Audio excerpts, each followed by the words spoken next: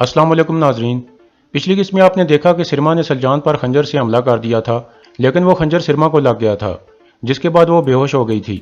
इस किस्त के आगाज़ में सिरमा खेमे में बेहोश पड़ी थी। आयमा खातून कह रही थी, आरतुक साहब कहाँ रह गए हैं, सिरमा मरने वाली है। इलबिलगे लगातार रो रही थी। इतने में हकीम आरतुक वहाँ पहुँचता है और दूसरी लड़की की मदद से सिरमा का इलाज शुरू कर देता है। इसके बाद सोगत का मंजर सामने आता है।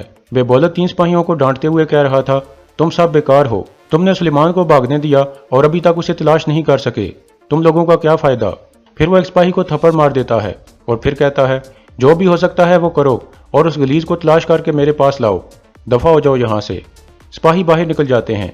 इतने में जनाद अंदर दाखिल होता है और कहता है, कबीले में झगड़ा हुआ है सरदार, सलजान खातून ने सिरमा खातून को खंजर मार दिया है, उनकी हालत खतरे में है।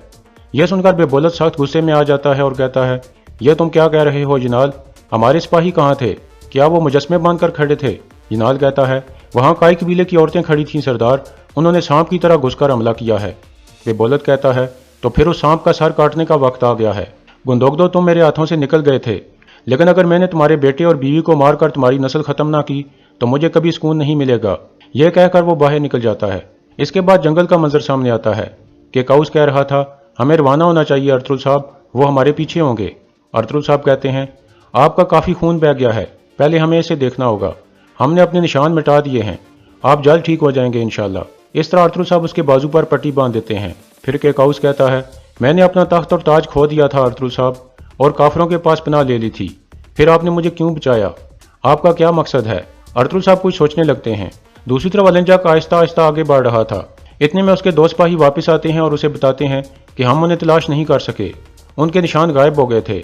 अलिंजाक कहता है, तो तुम मुझे अपने पीछे नहीं आने देना चाहते अरतुल, तुम भाग गए हो, लेकिन मैं जानता हूं कि तुम्हें वापस कैसे खींचना है।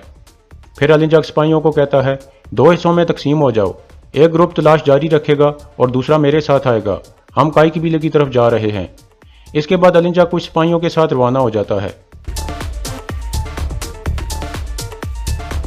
दूसरी तरफ अरतुल साहब कहते हैं, मंगोल समझते हैं कि वो यहाँ कुछ भी कर सकते हैं, मेरा मकसद उनको रोकना है, मैं उन्हें दिखाऊंगा कि वो इन ज़मीनों पर खुलेआम नहीं घूम सकते और ना ही यहाँ के लोगों पर जुल्म कर सकते हैं।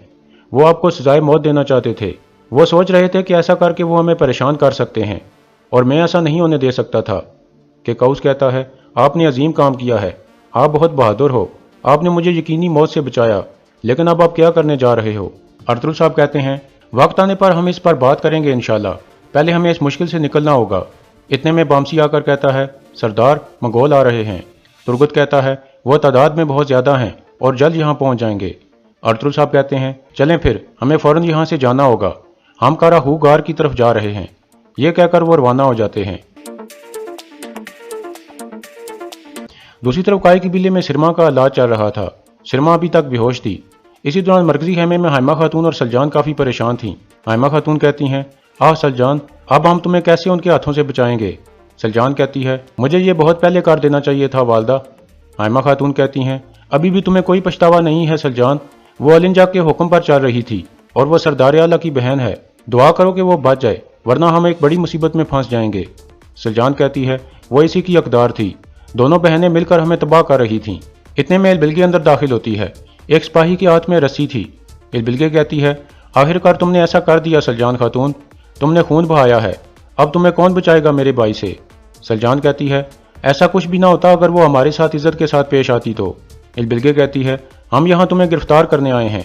यह सुनकर हाइमा खातून उसके सामने खड़ी होकर कहती हैं, तुम चीज़ों को मजीद ख़राब कर रही हो इलबिलगे खातून। इलबिलगे कहती है, मेरा दिल टूट चुका है हाइमा वालदा, आप मुझे मजबूर मत करें, अभी सलजान को पिंजरे वाले खेमे में रखा जाएगा, मुकदमे के बगैर इसे सजा नहीं मिलेगी, आप हमारी रवायात को जानती हैं।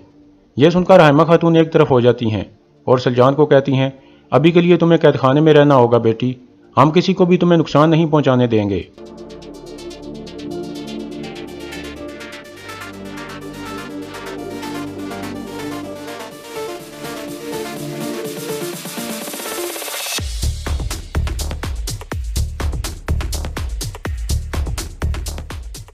गुंदोज और उस्मान सलजान को इस हाल में देखकर सामने खड़े हो जाते हैं। सलजान उन्हें कहती है, इलबिलगे खातून ऐसा ही चाहती है, मुकदमा चलने तक मैं कैद खाने में रहूंगी, तुम लोग सुकून रखो। यह सुनकर वो पीछे हट जाते हैं। سپاہی سلجان کو لے کر آگے بڑھ جاتے ہیں۔ عثمان غصے میں کہتا ہے البلگے کو اس کی قیمت چکانی پڑے گی۔ یہ کہہ کر وہ مرکزی خیمے کی طرف بھاگتا ہے۔ اندر البلگے کہہ رہی تھی دعا کریں کہ سرما بچ جائے ورنہ دونوں قبیلوں کے درمیان ایک خونی جنگ ہوگی۔ اتنے میں عثمان اندر آ کر کہتا ہے وہ سلجان خاتون کو پنجرے والے خیمے میں لے کر جا رہے ہیں، اس کا کیا مطلب ہے البلگے خاتون؟ البلگے کہتی ہے سلجان خاتون قصوروار ہے، مقدمہ چلنے تک وہ وہیں رہے گی اور اسے اس کے جرم کی سزا ملے گی۔ گندوز کہتا ہے اور وہ کیا کرتی؟ کیا وہ انتظار کرتی کہ آپ کی بہن انہیں خنجر گھونپ دیتی؟ حائمہ خاتون کہتی ہیں گندوز، عثمان، کیا تم دیکھ نہیں رہے کہ میں یہاں موجود ہوں؟ عثمان کہتا ہے آپ البلگے خاتون کو دیکھیں دادی، غصہ کرنے کے علاوہ ہم کیا کریں؟ پھر گندوز کہتا ہے اور آپ کے کتنے چہرے ہیں البلگے خاتون؟ پھر عثمان کہتا ہے اچھا ہوا کہ ہم نے آپ کے اصل رنگ دیکھ لیے، میں خوش ہوں کہ آپ کی ہمارے بابا کے ساتھ شادی نہیں ہوئی۔ البلگے کہتی ہے تم ایک سردار کے بیٹے ہو عثمان اور میں ایک سردار کی بیٹی، ہماری روایات کے مطابق عزت کا معاملہ شادی سے زیادہ اوپر ہوتا ہے، انصاف ہماری روایات کی بنیاد ہے، سلجان نے جو کیا ہے وہ ہماری روایات کے خلاف ہے، اگر میں اسے قید میں نہ ڈالتی تو کیا کرتی؟ کیا میں انتظار کرتی کہ دونوں قبیلوں کے لوگ ایک دوسرے کو مارنا شروع کر دیتے؟ یہ سن کر گندوز اور عثمان خاموش ہو جاتے ہیں۔ اتنے میں حکیم آرتک وہاں پہنچتا ہے۔ البلگے پوچھتی ہے سرما کیسی ہے آرتک صاحب؟ حکیم آرتک کہتا ہے میں جو کر سکتا تھا میں نے کر دیا ہے البلگے خاتون، اب شفا اللہ کے ہاتھ میں ہے، ہم دعا کے علاوہ کچھ نہیں کر سکتے۔ یہ سن کر البلگے باہر نکل جاتی ہے۔ دوسری طرف سلجان کو ایک پنجرے میں بند کر دیا گیا تھا۔ اس کے بعد ایک غار کا منظر سامنے آتا ہے۔ غار کے اندر سلیمان موجود تھا۔ تھوڑی دیر بعد ارطغرل صاحب اور ان کے ساتھی بھی وہاں پہنچ جاتے ہیں۔ سلیمان ارطغرل صاحب کا ہاتھ چومتا ہے اور پھر وہ گلے ملتے ہیں۔ ارطغرل صاحب کہتے ہیں تم نے صحیح کیا، اگر تم وہاں رہتے تو وہ تمہیں زندہ نہ چھوڑتے، تم نے اپنے بابا سے دور رہ کر مشکل وقت گزارا ہے، اب تمہاری خواہش پوری کرنے کا وقت آ گیا ہے۔ پھر ارطغرل صاحب کہتے ہیں اب وقت آ گیا ہے کہ ہم اکٹھے مل کر منگولوں کے خلاف کام کریں۔ دوسری طرف قائے قبیلے میں سرما ابھی تک بے ہوش پڑی تھی اور البلگے اس کے لیے کافی پریشان تھی اور اللہ سے دعا مانگ رہی تھی کہ سرما کو جلد صحت یاب کر کے ہمیں اس فتنے سے بچا لے۔ دوسری طرف دمرل دراگوس کو لے کر اندر داخل ہوتا ہے۔ حائمہ خاتون پوچھتی ہیں خیر ہے گھنٹی والے، تم یہاں کیوں آئے ہو؟ دراگوس کہتا ہے حائمہ والدہ، وہ غلیظ النجک اس قبیلے پر حملہ کرنے والا ہے، میں یہاں آپ کو بتانے آیا ہوں۔ حکیم آرتک پوچھتا ہے یہ تمہیں کیسے پتا چلا گھنٹی والے؟ دراگوس کہتا ہے ارطغرل صاحب نے مجھے ایک ذمہ داری دے کر قلعے کی طرف بھیجا تھا، دراگوس کے گشت والے سپاہیوں نے منگولوں کو دیکھ لیا تھا، اس لیے مجھے بھی پتہ چل گیا۔ حکیم آرتک کہتا ہے دمرل، لوگوں کو کہو کہ وہ اپنے ہتھیار خیموں کے اندر چھپا لیں، سارے سپاہی باہر انتظار کریں اور عام لوگ اپنے خیموں میں رہیں، وقت آنے پر ہم ان غلیظوں کا مقابلہ کریں گے۔ یہ سن کر دمرل اور ملک شاہ باہر نکل جاتے ہیں۔ اتنے میں اوز الپ اندر آ کر کہتا ہے بے بولت صاحب آئے ہیں حائمہ والدہ۔ حائمہ خاتون کہتی ہیں اسے اندر آنے دو، دیکھتے ہیں اسے کیا مسئلہ ہے۔ اتنے میں دراگوس کہتا ہے اگر بے بولت صاحب نے مجھے یہاں دیکھ لیا تو وہ مجھے مار دیں گے حائمہ خاتون۔ حائمہ خاتون کہتی ہیں اس کے واپس جانے تک تم دوسرے خیمے میں چھپ جاؤ۔ یہ سن کر وہ ساتھ والے خیمے میں چلا جاتا ہے اور کان لگا کر باتیں سننے لگتا ہے۔ پھر بے بولت مرکزی خیمے میں داخل ہو کر کہتا ہے کہاں ہے وہ سلجان؟ میں اسے زندہ جلا کر اس کے اندر بوسا بھر دوں گا۔ حائمہ خاتون کہتی ہیں کیا تم ہماری روایات سیکھے بغیر پروان چڑھے ہو بے بولت؟ تم ایسے یہاں آ کر ہمیں دھمکی نہیں دے سکتے۔ بے بولت کہتا ہے سوگت کا سردار اعلیٰ میں ہوں، میرے منہ سے نکلنے والے الفاظ ہی یہاں کے قوانین ہیں۔ حکیم آرتک کہتا ہے اپنے آپ کو قابو میں رکھو بے بولت صاحب، کسی کے پاس یہ اختیار نہیں ہے کہ وہ ہماری روایات کو تبدیل کرے۔ بے بولت کہتا ہے اپنے منہ بند رکھیں اور صرف میرے سوال کا جواب دیں، وہ چڑیل سلجان کہاں ہے، یا کیا اسے بھی اس کے بیٹے سلیمان کی طرح زمین کھا گئی ہے؟ اتنے میں البلگے اندر داخل ہو کر کہتی ہے میں نے اسے پنجرے والے خیمے میں بند کر دیا ہے بھائی، ہمارے سپاہی اس پر نظر رکھے ہوئے ہیں۔ بے بولت کہتا ہے صحیح کیا تم نے، لیکن یہ کافی نہیں ہے کیونکہ انہوں نے خون بہایا ہے، اس لیے میں خون کا جواب خون سے دوں گا، میں اس سلجان کو اپنے ہاتھوں سے قتل کروں گا۔ پھر بے بولت پوچھتا ہے بتاؤ مجھے میری بہن کہاں ہے اور وہ کیسی ہے؟ البلگے کہتی ہے آپ تھوڑا سکون رکھو بھائی، آرتک صاحب نے اپنی پوری کوشش کی ہے، اب انتظار کے علاوہ ہمارے پاس کوئی چارہ نہیں ہے۔ پھر حائمہ خاتون کہتی ہیں اگر تم نے اسے مقدمے کے بغیر مارا تو میں قسم کھاتی ہوں کہ تمہاری زندگی ناقابل برداشت بنا دوں گی تمہارے لیے۔ بے بولت کہتا ہے ابھی میں اپنی بہن کو دیکھنے جا رہا ہوں، پھر دیکھیں گے کہ کون کس کی زندگی ناقابل برداشت بناتا ہے۔ یہ کہہ کر وہ باہر نکل جاتا ہے۔ اس کے بعد بے بولت سرما کے پاس پہنچتا ہے۔ سرما بے ہوش تھی۔ بے بولت اس کے پاس آ کر کہتا ہے میری پھول جیسی بہن، انہوں نے تمہیں زخمی کر دیا، میں تمہیں ایسے نہیں دیکھ سکتا سرما۔ اتنے میں سرما ہوش میں آنے لگتی ہے اور کچھ دیر بعد وہ آنکھیں کھول دیتی ہے۔ یہ دیکھ کر بے بولت خوش ہو جاتا ہے۔ پھر سرما کہتی ہے انہوں نے مجھے قتل کرنے کی کوشش کی بھائی، میرا انتقام لیں۔ بے بولت کہتا ہے میں قسم کھاتا ہوں کہ انہیں اس کی قیمت چکانی پڑے گی، تمہارے بھائی کے عذاب کو وہ سب دیکھ لیں گے۔ इतने में कबीले का ढोल बजता है। अलिंजाक अपने सिपाहियों के साथ कबीले में पहुंच गया था।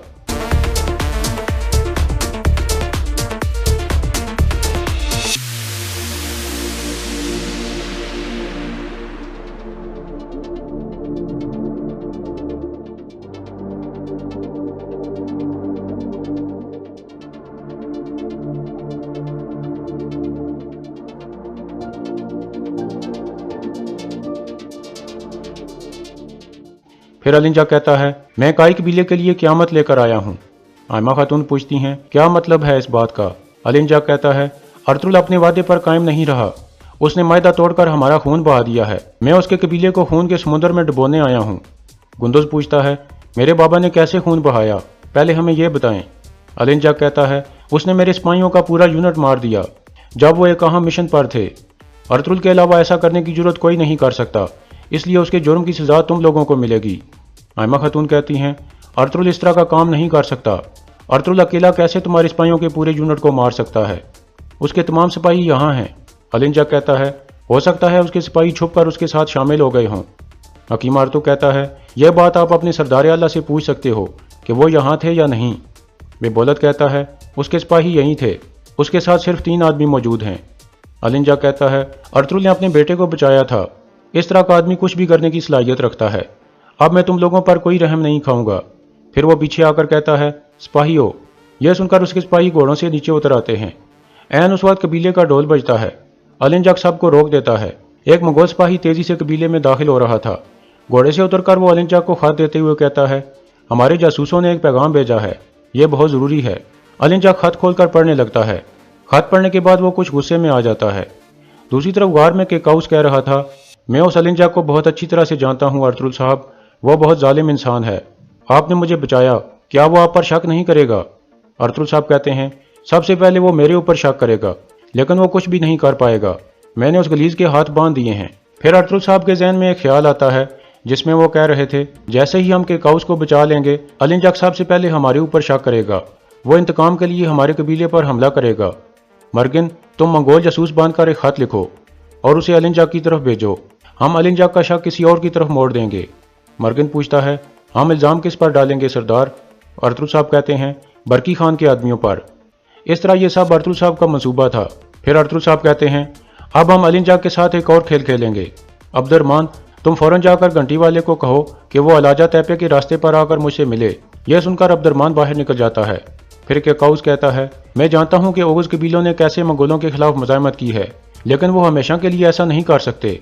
अर्तुल साहब कहते हैं, अनातोलिया में आपकी सोच से भी ज़्यादा मुजाहिमत शुरू होने वाली है। हमने बरकी खान और सुल्तान बैबर्स के साथ एक इत्तेहाद कायम कर लिया है। हम मंगोलों को 3 तरफ से घेर लेंगे इंशाअल्लाह। केकाउस कहता है, यह एक बड़ी कामयाबी है।